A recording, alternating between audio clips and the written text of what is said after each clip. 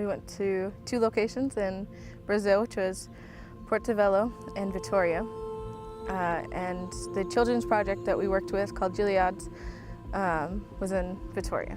And in the area where we were in, it was kind of in the more like slums of the area, so like there was a lot more poverty, and the kids were very at like risk there. And these kids come to learn how to live appropriately, not just biblically, but even just socially, emotionally, physically, and of course spiritually. This week particularly, we were talking about how love is a choice. So we did a skit that was kind of based on forgiveness. So we would do like stones in the backpack and how it would weigh you down. And when we ask God for forgiveness, then He can take away the stone because He died on the cross. And I explained that we have the choice to decide to do the good things or the bad things. And I told them the story about Hosea.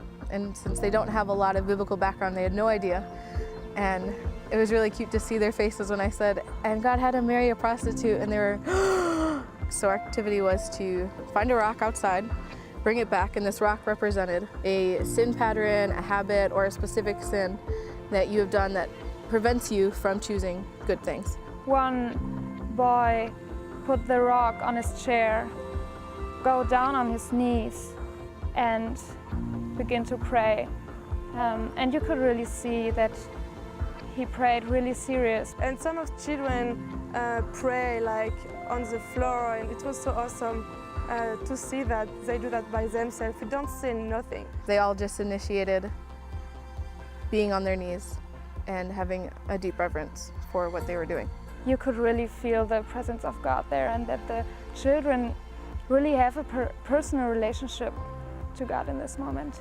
And it wasn't something you would expect from a group of kids that were so young. They wanted to change those things. They would openly tell us like, yeah, we don't want to lie anymore. We want to be kinder to our siblings. We don't want to hit people that anger us. Like things that we knew were struggles in those kids' lives through like home visits and stuff like that too. The long-term workers were so amazed at the responses of the kids. You've spent years investing into kids and not being able to see the fruit right away because you've been with them for a long time.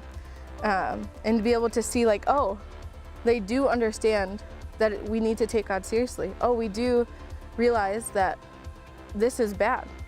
How do they know that this is bad? It's because the long-term workers were really investing so much intentionality with them. I really felt this love from God for these children, and that He really wants to take away their sin, and that He really like loves them so much.